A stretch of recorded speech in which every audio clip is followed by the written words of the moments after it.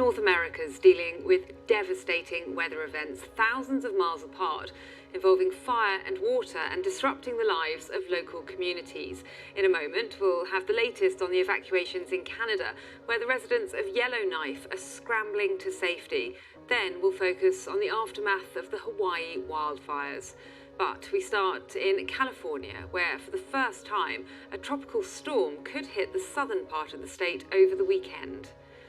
Hurricane Hilary is a Category 4 storm. It's expected to make landfall in Mexico later today in the state of Baja California, seen here. It's forecast to downgrade to a tropical storm before hitting southern California, with San Diego and Los Angeles in its path. Preparations are already underway there, including working to shore up hillsides. Officials are worried about landslides and major flooding. The last tropical storm to hit California was in 1939, over 80 years ago. Well, this map shows the predicted path the storm might take. Yesterday, the center of the hurricane was located roughly 400 miles south of Mexico's southern edge. President Biden spoke about the preparations underway. I also want to note that my team is closely monitoring Hurricane Hilary, which has the potential to bring significant rain and flooding to Southern California. FEMA has pre-positioned personnel and supplies in the region, and they're ready to respond as needed. I urge everyone in the path of this storm to take precautions and listen to the guidance from state and local officials. Well, David Roth is a weather forecaster with the US National Weather Service. He told me what to expect from Hurricane Hilary. The storm is moving northward and is expected to near the coast of Baja California Peninsula in about, I guess that would be on Sunday morning. And then the center itself is going to scrape the coast up towards Southern California. Now, once you get north of Point Eugenia, which is that little peninsula right in the middle of Baja that juts out in the Pacific, the water temperatures get very cold. So we're going to have the combination of cold water, increasing vertical wind shear from the upper level low and upper level trough up to its north-northwest that's pulling it northward, and land interaction with the peninsular ranges of Baja California that extend into the southern part of the state of California in the United States. They're all going to work to weaken the system. It's probably not going to have a whole lot of central thunderstorm activity by the time it gets to Southern California, but that's not really where we're expecting the main threat. We're expecting the main threat to be from all this moisture, instability, and strong winds that are coming up from the Gulf of California to the east of Baja. They already saw an uptick in shower and thunderstorm activity today across southern Nevada and portions of Arizona, and that should really increase over the next few days. Sunday and Monday are expected to be the worst days for heavy rainfall, and the general forecast calls for 75 to 150 millimeters of rainfall, just broadly, with local amounts of 250 millimeters. Now, if we were in the southern and eastern United States, this might have just a modest impact, depending on the place, maybe a moderate impact. But we're dealing with the deserts, and the ground is very hard. You're dealing with rugged topography. The mountains come up very sharply.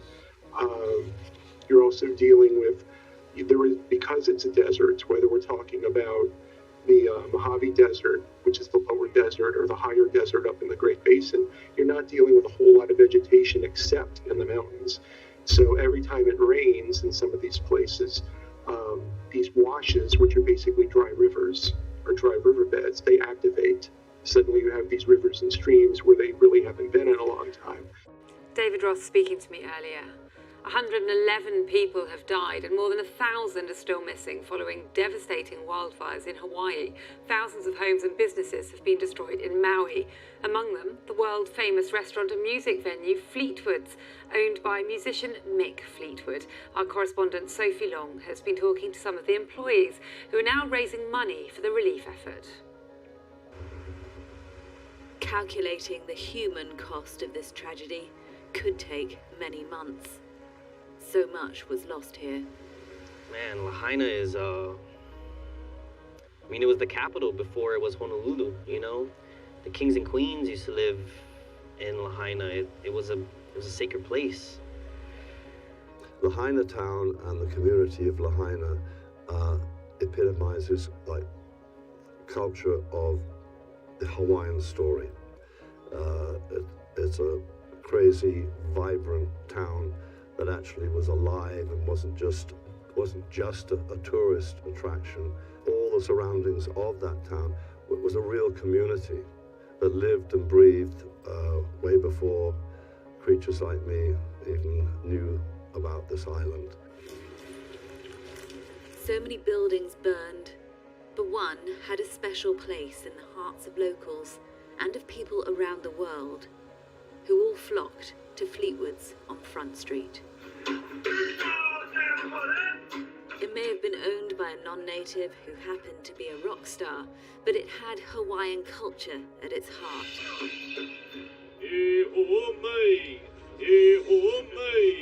It was my job, it's my responsibility to just keep the Hawaiian culture there. That was one of the first things that I feel like Mick wanted to do since opening. He wanted to always have a Hawaiian presence there. Kaylee is our kumu, so he would do an oli, a chant in Hawaiian, and talk about the connections of the Hawaiian Islands from the Hawaiian perspective. And then I had the blessing of being able to do so, not just playing the bagpipes, but kind of as a bard to share the amazing connections between the UK and these Hawaiian Islands. You know, people come and they look at the Hawaiian flag and they say, why is the Union Jack in it? And then they go on with their holiday and don't think about it. But it's not, this is the only place in the world where the Union Jack flies was never officially a British territory. All those who worked at Fleetwood's, more than 120 of them, have now been accounted for, but many of them have lost everything. They've all lost their jobs and a place they called home. For a lot of people working there, it wasn't just a job. It was a second home, you know. What will you miss most about Fleetwood's? Everything, from the smell of the wood to the sun on my back, standing there with the eight yards of wool, the sound of the crowd, the interaction, the smiles between people that know each other extremely well as a family. The whole place, it really was magic. Lahaina town has gone, but the culture has not gone. It, in fact, is being reminded about how important it is. What it will be, I don't know, but it has to have a sense of history to it, and have a hallowed vibration, a hallowed tribute to what happened there. People here are overwhelmed by grief, and the journey towards healing will be slow. But they hold on to hope and the breathtaking beauty that remains. Sophie Long, BBC News, Maui.